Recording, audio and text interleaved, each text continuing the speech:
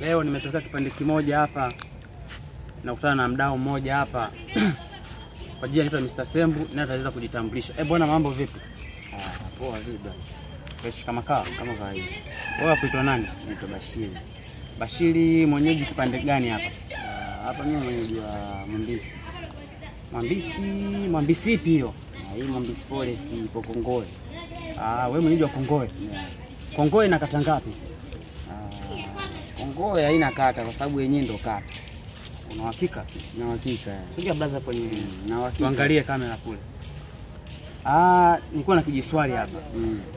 Nilikuwa nauliza hivi, kati ya driver na traffic ni yupi anayesimamisha gari?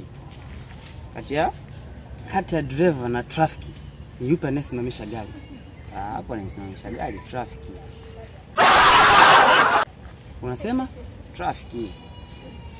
Traffic ni mtu aina gani? Traffic si milia yule askari wa barabarani. Na driver ni mtu aina gani? Driver si anaendesha gari yule. Una hakika?